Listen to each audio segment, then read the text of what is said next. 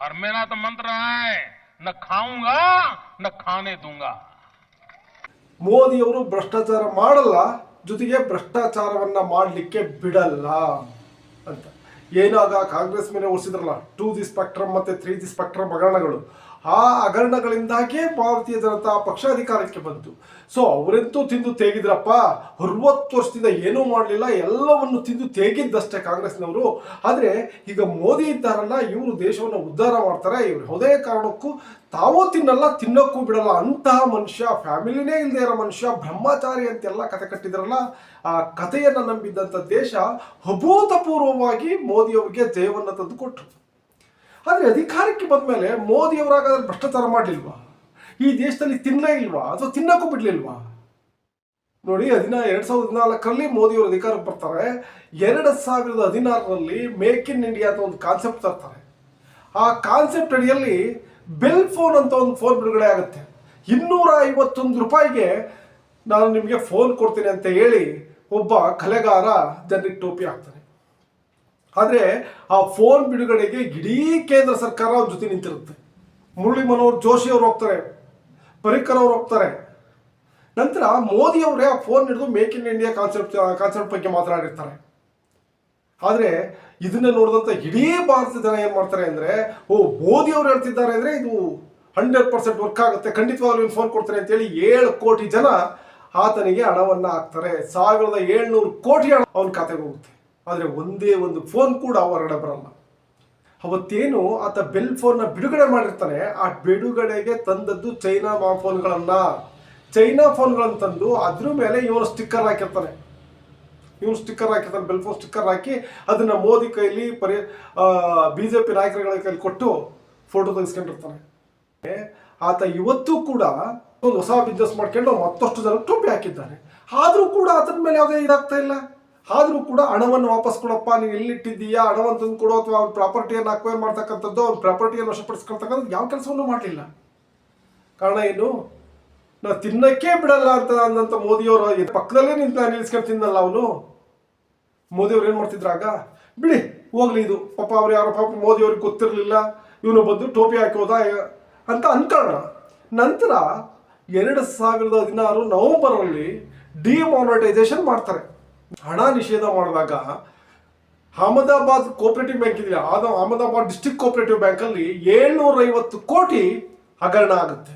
750 ಕೋಟಿ ಹಣ ಹಗರಣ ಆಗುತ್ತೆ. 750 ಕೋಟಿ ಬ್ಲಾಕ್ ಮನಿಯನ್ನು ಡಂಪ್ ಮಾಡ್ತಾರೆ. ಅದಕ್ಕೆ ನಾನು ಯಾಕೆ ಇದನ್ನು ಹೇಳ್ತಾ ಇದ್ದೇನೆ ಅಂದರೆ, ಆ ಬ್ಯಾಂಕಿನ ನಿರ್ದೇಶಕರಾಗಿದ್ದು ಡೈರೆಕ್ಟರ್ ಆಗಿರ್ತಾರಲ್ಲ, ಆ ಡೈರೆಕ್ಟರ್ ಆಗಿದ್ದವರು ಬೇರೆ ಯಾರು ಅಲ್ಲ, ಮೋದಿಯ ಆಪ್ತ ಗೆಳೆಯ, ನರೇಂದ್ರ ಮೋದಿಯವರ ಆಪ್ತ ಗೆಳೆಯ ಚಾಣಕ್ಯ ಅಮಿತ್ ಶಾ, ಕೇಂದ್ರದಲ್ಲಿ ಗೃಹ ಸಚಿವರಾಗಿರ್ತಾರೆ. ಅವರು ನಿರ್ದೇಶಕರಾಗಿದ್ದ ಬ್ಯಾಂಕಲ್ಲಿ 750 ಕೋಟಿ ಬ್ಲಾಕ್ ಮನಿ ಡಂಪ್ ಆಗುತ್ತೆ ಅನ್ನೋ ವಿಚಾರ ಹೊರಗಡೆ ಬರುತ್ತೆ. ಆದರೆ ಅದ್ರ ವಿರುದ್ಧ ಯಾವುದೇ ಆದಂಥ ತನಿಖೆ ಆಗಲ್ಲ. ಹಾಗಾದ್ರೆ ಹಣ ಯಾರ್ದು? ಯಾರು ತಂದು 750 ಕೋಟಿಯನ್ನೆಲ್ಲ ಹಾಕಿದ್ರು? ಆ ಹಣವನ್ನು ಹಾಕಿಸಿದವ್ರು ಯಾರು? ಯಾರಿಗೂ ಗೊತ್ತಿಲ್ಲ. ಅದ್ರ ಬಗ್ಗೆ ಇದುವರೆಗೆ ಇಡಿ ತನಿಖೆ ಆಗಲ್ಲ, CBI ತನಿಖೆ ಆಗಲ್ಲ, ಯಾವ ತನಿಖೆನೂ ಆಗಲ್ಲ. ಆದರೆ ಹೇಳಲಿಕ್ಕೆ ನಾ ಕಾವುಂಗ ನಾ ಕಾನೇದುಂಗ, ನಾನು ತಿನ್ನಲ್ಲ, ನಾನು ತಿನ್ನಕ್ಕೂ ಬಿಡಲ್ಲ ಅಂತ ಹೇಳ್ತಾರೆ. ನಂತರ ನೋಡಿ, ಇಷ್ಟಕ್ಕೆ ಮುಗಿಯಲ್ಲ. ಏನು ಅಹಮದಾಬಾದ್ ಕೋಆಪರೇಟಿವ್ ಬ್ಯಾಂಕಲ್ಲಿ 750 ಕೋಟಿ ಹಗರಣ ಆಗುತ್ತೆ, ಇಷ್ಟಕ್ಕೆ ಮುಗಿಯಲ್ಲ ಇವ್ರದ್ದು. ನಂತರ ಇಡೀ ದೇಶದ ಜನತೆಗೆ ಒಂದು ಸಂದೇಶವನ್ನು ಕೊಡ್ತಾರೆ. ನೋಡಿ, ಜೀರೋ ಅಕೌಂಟಲ್ಲಿ 1 ರೂಪಾಯಿ ದುಡ್ಡು ಕಟ್ಟೋದು ಬೇಕಾಗಿಲ್ಲ, ಬ್ಯಾಂಕ್ ಅಕೌಂಟ್ನ ಓಪನ್ ಮಾಡಿ, ಪ್ರತಿಯೊಬ್ಬರು ಬ್ಯಾಂಕ್ ಅಕೌಂಟ್ ತೆಗೀರಿ, ಬ್ಯಾಂಕಲ್ಲೇ ಟ್ರಾನ್ಸಾಕ್ಷನ್ ಮಾಡಿ ಅಂತ ಹೇಳ್ತಾರೆ. ಪಾಪ ಈ ಜನ ಮೋದಿ ಹೇಳಿದ ತಕ್ಷಣ ಏನೋ ವೇದವಾಕ್ಯ, ಮೋದಿ ಮಾತುಗಳೇ ವೇದವಾಕ್ಯ ಅವರಿಗೆ. ತಕ್ಷಣ ಹೋಗಿ ತನ್ನಲ್ಲಿದ್ದಂಥ ಅಷ್ಟೋ ಹಣ ಇತ್ತು ಅದನ್ನೆಲ್ಲ ಹಾಕಿ ಬ್ಯಾಂಕ್ ಖಾತೆಯನ್ನು ಓಪನ್ ಮಾಡ್ತಾರೆ. ಬ್ಯಾಂಕ್ ಖಾತೆ ಓಪನ್ ಮಾಡಿ ಸುಮ್ಮನೆ ಹಾಗೆ ಬಿಡ್ಲಿಕ್ಕಾಗತ್ತಾ? ಜೀರೋ ಅಕೌಂಟ್ ಅಂತ ಅವ್ರು ಹೇಳ್ಬಿಟ್ರು ಅಂತ ಸ್ವಲ್ಪ ಅವ್ರ ಕೈಯಲ್ಲಿದ್ದದ್ದು ಎಲ್ಲ ಕೂಲಿ ಮಾಡಿದ್ದು, ಎಲ್ಲ ಸಂಬಳ ಬಂದದ್ದು, ಇನ್ನೊಂದು ಯಾವುದೋ ತಗೊಂಡೋಗಿ 200-300 ರೂಪಾಯಿ ಹಾಕೊಂಡು ಬ್ಯಾಂಕಲ್ಲಿ ಟ್ರಾನ್ಸಾಕ್ಷನ್ ಮಾಡ್ತಿರ್ತಾರೆ. ಇದ್ದಿದ್ದಾಗೆ ಎಲ್ಲ ಬ್ಯಾಂಕ್ಗಳು ಕೂಡ ಒಂದೇ ಸರಿ ಯಾರ ಬ್ಯಾಂಕ್ ಅಕೌಂಟಲ್ಲಿ 500 ರೂಪಾಯಿಗಿಂತ ಕಡಿಮೆ ಇದೆಯೋ ಅಂಥ ಖಾತೆಗಳಲ್ಲಿದ್ದಂಥ ಹಣವನ್ನು ಕಟ್ ಮಾಡ್ಲಿಕ್ಕೆ ಸ್ಟಾರ್ಟ್ ಮಾಡ್ತಾರೆ. ಎಲ್ಲರ ದೋಬಿಗೆ ಕತ್ರಿ ಹಾಕ್ತಾರೆ. ಅದು ಸಾಮಾನ್ಯ 5 ರೂಪಾಯಿ 10 ರೂಪಾಯಿ ಅಲ್ಲ. ಆದ್ರಿಂದ ಬಂದದ್ದು ಕೇಂದ್ರ ಸರ್ಕಾರಕ್ಕೆ 6,000 ಕೋಟಿ ಹಣ. 6,000 ಕೋಟಿ, 600 ರೂಪಾಯಿ ಅಲ್ಲ, 6,000 ರೂಪಾಯಿ ಅಲ್ಲ, 60 ಲಕ್ಷ ಅಲ್ಲ, ಅಥವಾ 6 ಕೋಟಿ ಅಲ್ಲ, 6,000 ಕೋಟಿ ಹಣವನ್ನು ಈ ಮುಖಾಂತರ ಕಟ್ ಮಾಡ್ತಾರೆ. ನೇರವಾಗಿ ಬಡವರ ಜೋಬಿಗೆ ಕನ್ನ ಹಾಕ್ತಾರೆ. 6,000 ಕೋಟಿ ಹಣಕ್ಕೆ ಟೋಪಿ ಹಾಕ್ತಾರೆ. ಹೇಳೋದು ಮಾತ್ರ ನಾ ಕಾವುಂಗ ನಾ ಕಾಲೇ ದೂಂಗ, ನಾ ಕಾವುಂಗ ಕಾಲೇ ದೂಂಗ. 6,000 ಕೋಟಿ ಹಣಕ್ಕೆ ನೇರವಾಗಿ ಕನ್ನ ಹಾಕಿದ್ದು ನರೇಂದ್ರ ಮೋದಿ ಸರ್ಕಾರ. ಇಲ್ಲ, ಎಲ್ಲೆಲ್ಲಿ ಬ್ಲ್ಯಾಕ್ ಮನೀಸ್ ಇರುತ್ತೆ, ಎಲ್ಲೆಲ್ಲಿ ಕಂಪ್ನಿಗಳು ಫ್ರಾಡ್ ಮಾಡ್ತಿರ್ತವೆ, ಅದನ್ನೆಲ್ಲ ಸಂಗ್ರಹಿಸಿ ಅವ್ರ ಮೇಲೆ ರೈಡ್ ಮಾಡಿಸ್ತಕ್ಕಂಥದ್ದು.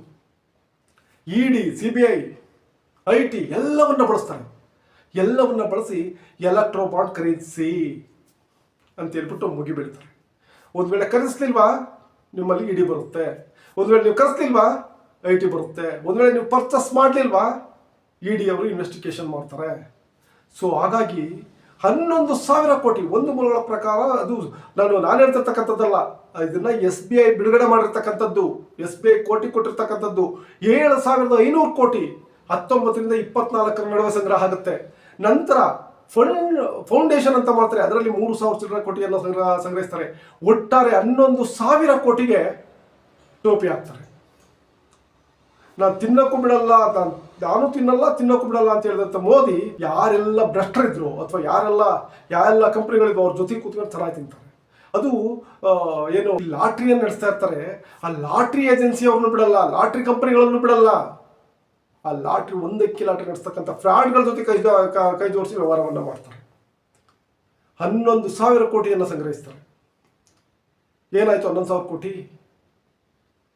11,000 ಕೋಟಿಗೆ ಲೆಕ್ಕ ಇದೆಯಾ? ಆ ದುಡ್ಡು ಯಾರ್ದು?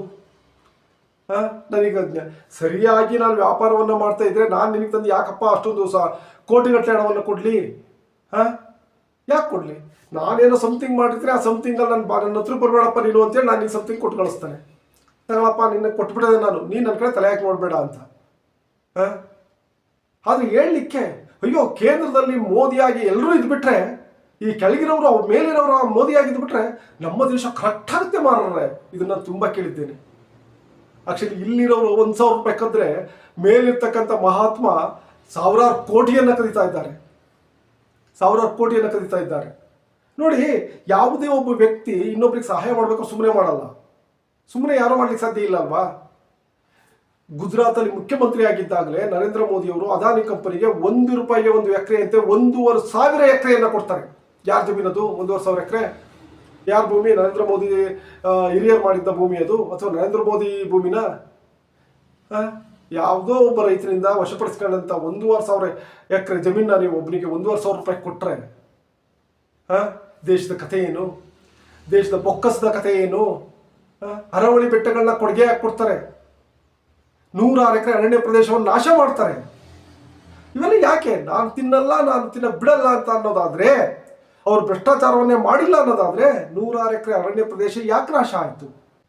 PM ಕೇರ್ ಫಂಡ್ ಬತ್ತಲ್ಲ, ಪ್ರಧಾನಮಂತ್ರಿ ಪರಿಹಾರ. ನೋಡಿ, ಅದು ಈ ಪರಿಹಾರ ಇದೆಯಲ್ಲ PM ಕೇರ್ ಫಂಡ್ದು, ಇದು ಸಾಮಾನ್ಯವಾಗಿ ಇಂಥ ಸಂದರ್ಭದಲ್ಲಿ ಪಡೆದಂಥ ಫಂಡ್ ಅಲ್ಲ. ಈ PM ಕೇರ್ ಫಂಡ್ ಇದೆಯಲ್ಲ, ಇದನ್ನ ಭಾರತೀಯ ಜನತಾ ಪಕ್ಷ ನರೇಂದ್ರ ಮೋದಿ ಅವರು ಯಾವತ್ತು ಹೇಳ್ತಾರೆ ಅಂದರೆ, ಈ ದೇಶದಲ್ಲಿ ಕೊರೋನಾ ಅಟ್ಯಾಕ್ ಆಗಿರುತ್ತೆ, ಪ್ರತಿಯೊಬ್ಬ ಒಂದೊಂದು ತುತ್ತು ಅನ್ನಕ್ಕೂ ಕಷ್ಟಪಡ್ತಿರ್ತಾನೆ. ಅಂಥ ಸಂದರ್ಭದಲ್ಲಿ ಬಂದು ಹೇಳ್ತಾರೆ, ಅಯ್ಯೋ ದೇಶ ತುರ್ತು ಪರಿಸ್ಥಿತಿಯಲ್ಲಿದೆ, ನಿಮ್ಮ ಕೈಲಿ ಎಷ್ಟು ಸಾಧ್ಯ ಆಗುತ್ತೋ ಅಷ್ಟೊಂದು ಸಹಾಯ ಮಾಡಿಬಿಡಿ ಅಂತ. ಏನೋ ಪ್ರಧಾನಮಂತ್ರಿ ಹೇಳಿದ್ರು ಅಂತೇಳಿ ಇದ್ದವರು ಇಲ್ಲದೆ ಇದ್ದವರೆಲ್ಲ ಕಷ್ಟಪಟ್ಟು ಎಷ್ಟೋ ಜನ ಅವರಿಗೆ ತಿನ್ನಕನ್ನ ಇದೆ ಇದ್ದವ್ರು ತಂದ್ಬಿಟ್ಟು ನಮ್ಮ ಪ್ರಧಾನಮಂತ್ರಿ ಹೇಳಿದ್ದಾರೆ ಅಂತೇಳಿ, ನರೇಂದ್ರ ಮೋದಿ ಹೇಳಿದ್ದಾರೆ ಅಂತೇಳಿ ಅವ್ರು ಕೇರ್ ಫಂಡ್ ತಗೊಂಡು ಹಾಕ್ತಾರೆ. ಇನ್ನು ಕೇಂದ್ರ ಸರ್ಕಾರ ನೌಕರರು ಇರ್ತಾರಲ್ಲ, ಪ್ರತಿಯೊಬ್ಬರಿಂದ 1 ದಿನದ ಸಂಬಳವನ್ನು ತಗೊಳ್ತಾರೆ. ಯಾರು 1 ದಿನದ ಸ್ಯಾಲರಿಯನ್ನು ಅವ್ರಿಗೆ ಕೊಡಲ್ಲ ಅಂತ ಹೇಳ್ತಾರೋ ಅವರಿಗೆ ನೋಟಿಸನ್ನು ಕೊಡ್ತಾರೆ, ನೋಟಿಸ್ ಇಶ್ಯೂ ಆಗುತ್ತೆ. ಇಷ್ಟ ಇರಲಿ ಇಲ್ಲದೆ ಇರಲಿ 1 ದಿನದ ಸಂಬಳವನ್ನು ಕೇಂದ್ರ ಸರ್ಕಾರ ನೌಕರರು ಅವ್ರ ಫಂಡಿಗೆ ಕೊಡ್ತಾರೆ. ಆಯ್ತಪ್ಪ, ಪ್ರಾಬ್ಲಮ್ ಇಲ್ಲ. ಯಾಕೆಂದರೆ ಮುಖ್ಯಮಂತ್ರಿ ಪರಿಹಾರ ನಿಧಿ ಇರುತ್ತೆ, ಪ್ರಧಾನಮಂತ್ರಿ ಪರಿಹಾರ ನಿಧಿ ಇರುತ್ತೆ, ಎಲ್ಲವೂ ಇರುತ್ತೆ, ಎಲ್ಲದಕ್ಕೂ ಪಾಪ ಕೊಡಬೇಕು, ಪರಿಹಾರವನ್ನು ಕೊಡಲಿಕ್ಕೆ, ಸಹಾಯ ಮಾಡಲಿಕ್ಕೆ. ಆದರೆ ಆ ತಗೊಂಡಂಥ ಹಣವನ್ನು ಇವ್ರು ಏನು ಮಾಡಿದ್ರು ಅನ್ನೋದು ಬೇಕಲ್ಲ, ಏನು ಮಾಡಿದ್ರು ಅಂತ ಬೇಕಲ್ಲ. ಅಷ್ಟೊಂದು ಶುದ್ಧವಾದಂಥ ಆಡಳಿತವನ್ನು ಮೋದಿಯವರು ಕೊಡ್ತಾ ಇದ್ರೆ ಯಾಕೆ PM ಕೇರ್ ಫಂಡ್ ಬಗ್ಗೆ ಲೆಕ್ಕ ಕೊಡ್ತಾ ಇಲ್ಲ? ಯಾಕೆ ಲೆಕ್ಕ ಕೊಡ್ತಾ ಇಲ್ಲ PM ಕೇರ್ ಬಗ್ಗೆ? ಏನು PM ಕೇರ್ ಫಂಡ್ ಇದೆ, ಈ ಫಂಡಿನ ಬಗ್ಗೆ ಮೋದಿಯವರು ಯಾಕೆ ಅಷ್ಟೊಂದು ಮರಮಾಗ್ತಾ ಇದ್ದಾರೆ, ಅಷ್ಟೊಂದು ಸೀಕ್ರೆಟ್ ಆಗಿರ್ತಾ ಇದ್ದಾರೆ? ನಾ ಕಾವುಂಗ ನಾ ಕಾಲೇದುಂಗ ಅನ್ನೋದು ಹೋಗಿ ಈಗ ಮೋದಿಯವರು ನಾನು ತಿಂತೀನಿ, ತಿನ್ನೋರ್ಗೆ ಬಿಡ್ತೀನಿ ಅಂತ, ತಿನ್ನೋರ್ಗೆ ಬಿಡ್ತೀನಿ ಅನ್ನೋ ಹಂತಕ್ಕೆ ಬಂದು ನಿಂತಿದೆ. ಇವತ್ತು ನೋಡಿ, ಅಮೇರಿಕದವ್ರು ಟ್ರೇಡ್ ಒಪ್ಪಂದ ಇದೆಯಲ್ಲ, ಈ ಒಪ್ಪಂದ ಇಡೀ ಭಾರತದ ರೈತರಿಗೆ ಮರಣಶಾಸನ ಆಗುತ್ತೆ ಅಂತ ಗೊತ್ತಿದ್ರು ಕೂಡ ಇಷ್ಟು ಹಠ ಯಾಕೆ ಮಾಡ್ತಿದ್ದಾರೆ? ನಿಜವಾಗ್ಲೂ ನಾನು ತಿನ್ನಕ್ಕೆ ಬಿಡಲ್ಲ ಅನ್ನೋ ಒಬ್ಬ ಪ್ರಧಾನಮಂತ್ರಿ ಆಗಿದ್ರೆ ಇದು ನನ್ನ ದೇಶಕ್ಕೆ ಬೇಡ ಅಂತ ಹೇಳ್ಬೋದಿತ್ತಲ್ಲ. ಯಾವುದೇ ಒಬ್ಬ ಪ್ರಧಾನಮಂತ್ರಿ ಇದನ್ನು ಬೇಕು ಅಂತ ಹೇಳಲ್ಲ. ಕಾರಣ ಏನಂದ್ರೆ, ಈ ಒಂದು ಒಪ್ಪಂದ ಆಗಿದ್ದೇ ಆದರೆ ಭಾರತದ ಹತ್ತಿ ಬೆಳೆಗಾರರು ಹತ್ತಿ ಬೆಳೆಯೋದನ್ನು ಬಿಡಬೇಕಾಗುತ್ತೆ, ಬೇಳೆ ಬೆಳೆಗಾರರು ಬೆಳೆಯನ್ನು ಬಿಡಬೇಕಾಗುತ್ತೆ, ಕಬ್ಬು ಬೆಳೆಗಾರರು ಕಬ್ಬು ಬೆಳೆಯೋದು ಬಿಡಬೇಕಾಗುತ್ತೆ, ಕೂಲಿ ಮಾಡಬೇಕಾಗುತ್ತೆ ರೈತರು. ಮುಂದೊಂದು ದಿವಸ ಕೂಲಿಗೆ ಇಡೀ ತಮ್ಮ ಜಮೀನು ಇದ್ರೂ ಕೂಡ, ನೋಡಪ್ಪ ನನಗೊಂದು 50 ಎಕರೆ ಜಮೀನು ಇದೆ, ಏನು ಬೆಳೆದಿದ್ಯಾ? ಏನೂ ಇಲ್ಲ, ಮನೆಗೆ ಬೇಕಾದ್ ಮಾಡ್ಕೊತೀನಿ, ಸೈಲೆಂಟ್ ಆಗಿದ್ದೀನಿ ಅನ್ನೋ ಸ್ಥಿತಿಗೆ ಬಂದುಬಿಡ್ತಾನೆ. ಮನೆಗೂ ಮಾಡ್ಕೊಳ್ಳಿಕ್ಕಾಗಲ್ಲ. ಕಾರಣ ಏನಂದ್ರೆ ಅದಕ್ಕಿಂತ ಕಡಿಮೆ ನಮಗೆ ಇಲ್ಲಿ ಮಾರ್ಕೆಟಲ್ಲಿ ಸಿಗುತ್ತೆ. ನಾನು ಬೆಳೀತಕ್ಕಂಥ ಹತ್ತಿಗೆ 5% GST, 5% GST. ಅಮೆರಿಕದಿಂದ ಬರ್ತಕ್ಕಂಥ ಹತ್ತಿಗೆ 0% GSTನೇ ಇಲ್ಲ, ಟ್ಯಾಕ್ಸ್ ಇಲ್ಲ, 0 ಟ್ಯಾಕ್ಸ್. ಇಲ್ಲಿ ನಾನು ಸಕ್ಕರೆ ಬೆಳೀಲಿಕ್ಕೆ ಬೆಳೆದ ಸಕ್ಕರೆ ತಗೊಂಡೋಗಿ ಕೊಡಬೇಕು, ಬೆಲ್ಲ ಬೆಳೆದ ತಗೊಂಡೋಗಿ ಕೊಡಬೇಕು, ಮಾರ್ಕೆಟಲ್ಲಿ ಮಾರಬೇಕು ಅಂದರೆ 5% GST ಕೊಡಬೇಕು. ಅಮೆರಿಕದಿಂದ ಬಂದಂಥ ಸಕ್ಕರೆಗೆ ಬೆಲ್ಲಕ್ಕೆ ಯಾವುದೂ ಟ್ಯಾಕ್ಸ್ ಇಲ್ಲ ನೋಡಿ.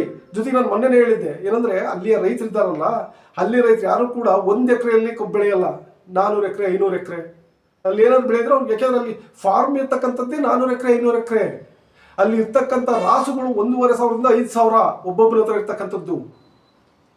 ಆಯ್ತಾ? ನಾವಿಲ್ಲಿ 1 ತಿಂಗಳು ಮಾಡೋ ಕೆಲಸವನ್ನ ಆತ ಟೆಕ್ನಾಲಜಿಯನ್ನು ಬಳಸಿ 1 ರಿಂದ 2 ದಿವಸ ಮುಗಿಸ್ತಾನೆ. ಜೊತೆಗೆ ವರ್ಷಕ್ಕೆ 25 ಲಕ್ಷ ಸರ್ಕಾರ ಉಡುಗೊರೆಯಾಗಿ ಕೊಡುತ್ತೆ ಅವರಿಗೆ. ಈ ನಮ್ಮ ಸರ್ಕಾರ ಎಷ್ಟು ಕೊಡ್ತಿದ್ದೀರಾ ರೈತರಿಗೆ?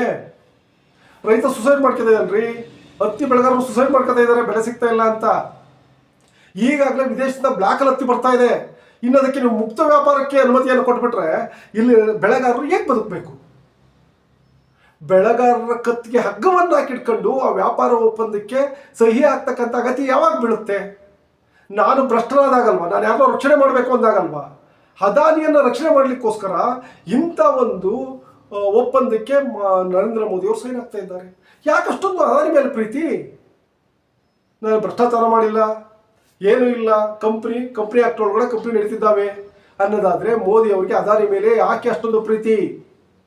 ಯಾಕೆ ಮೋದಿಯವರು ಅದಾನಿ ಮತ್ತು ಅಂಬಾನಿಗೆ ಅಷ್ಟೊಂದು ಪ್ರಾಶಸ್ತ್ಯವನ್ನು ಕೊಟ್ಟು ಕಂಪ್ನಿಗಳಿಗೆ ಏನು ಭೂಮಿ ದಾನ ಮಾಡ್ತಾರೆ, ಇಡೀಗ ಅರಣ್ಯ ಪ್ರದೇಶವನ್ನೇ ನಾಶ ಮಾಡಲಿಕ್ಕೆ ಅನುಮತಿಯನ್ನು ಕೊಡ್ತಾರೆ? ಯಾಕೆ ಅಂದರೆ, ನಾ ಕಾವುಂಗ ನಾ ಕಾಣೆದುಂಗ ಅಲ್ಲ, ಮೇ ಕಾವುಂಗ. ನಾನು ತಿಂದಿದ್ದೀನಿ, ನಾನು ತಿನ್ನಿಸ್ತಾ ಇದ್ದೀನಿ. ತಿಂದ ಮೇಲೆ ತಿನ್ನಿಸ್ಬೇಕಲ್ವಾ? ನಾನು ತಿಂದಿದ್ದೀನಿ, ತಿನ್ನಿಸ್ತಾ ಇದ್ದೀನಿ. ನಿಜವಾಗಲೂ ಇಡೀ ಭಾರತದ ಸಂಪೂರ್ಣ ಪ್ರಧಾನಮಂತ್ರಿಗಳಿದ್ದಾರಲ್ಲ, 60-70 ವರ್ಷ ಆದಲ್ಲಿ 60 ವರ್ಷ ಆಡಳಿತ ಮಾಡಿದಂಥ ಪ್ರಧಾನಮಂತ್ರಿಗಳಲ್ಲೇ ಅತ್ಯಂತ ಹೆಚ್ಚು ತಿಂದಿರ್ತಕ್ಕಂಥ ಒಬ್ಬ ಪ್ರಧಾನಮಂತ್ರಿ ಅಂದರೆ ಅದು ನರೇಂದ್ರ ಮೋದಿ ಅನ್ನೋದ್ರ ಮಾತಿಲ್ಲ. ಕಾರಣ ನಾನು ಹೇಳ್ತಾ ಇಲ್ಲ, ಅವರ 2014ರಿಂದ 2026 ನಡುವಿನ ಟ್ರ್ಯಾಕ್ ರೆಕಾರ್ಡ್ ಇದೆಯಲ್ಲ, ಇದನ್ನು ನೋಡಿದರೆ ಗೊತ್ತಾಗುತ್ತೆ. ಕಪ್ಪು ಹಣವನ್ನು ನಿಲ್ಲಿಸ್ತೀನಿ ಅಂತ ಹೇಳಿದವರು ತನ್ನದೇ ಗೆಳೆಯನ ಕೋಆಪರೇಟಿವ್ ಬ್ಯಾಂಕಲ್ಲಿ 750 ಕೋಟಿ ಬ್ಲಾಕ್ ಮನಿ ಡಂಪ್ ಆದಾಗ ಯಾಕೆ ಇನ್ವೆಸ್ಟಿಗೇಷನ್ ಮಾಡಲಿಲ್ಲ? ಯಾಕಂದ್ರೆ ಆ 750 ಕೋಟಿ ಇವರದೇ ಆಗಿರುತ್ತೆ, ಇವರ ಪಕ್ಷಕ್ಕೆ ಸಂಬಂಧಪಟ್ಟವ್ರದೇ ಆಗಿರುತ್ತೆ. ಅಲ್ಲಿಗೆ ನಾ ಕಾವುಂಗ ನಾ ಕಾಣೆದುಂಗ ಕೇವಲ ಚುನಾವಣೆಗೋಸ್ಕರ ಹೇಳಿದಂಥ ಮಾತು. ಸುಳ್ಳು, ಭ್ರಷ್ಟಾಚಾರ, ಮೋಸ, ವಂಚನೆ ಯಾವುದೇ ಬಂದರೂ ಕೂಡ ಅದಕ್ಕೆ ಅನುವರ್ತನಾಮ ಅಂದರೆ ಇದೆ. ನಾವು ಬೇರೆ ಹೆಸರು ತಗೊಳ್ಳೇಬೇಕಾಗಿಲ್ಲ. ಜನ ಇವರನ್ನ ಒದ್ದು ಹೊರಗಾಕ್ತಾರೆ. ನಿಮ್ಮ ಅನಿಸಿಕೆ ಅಭಿಪ್ರಾಯಗಳನ್ನು ಕಮೆಂಟಲ್ಲಿ ತಿಳಿಸಿ. ವಿಡಿಯೋ ಇಷ್ಟ ಲೈಕ್ ಮಾಡಿ, ಶೇರ್ ಮಾಡಿ, ತಪ್ಪದೆ ಚಾನಲ್ ಸಬ್ಸ್ಕ್ರೈಬ್ ಮಾಡಿ. Thank you.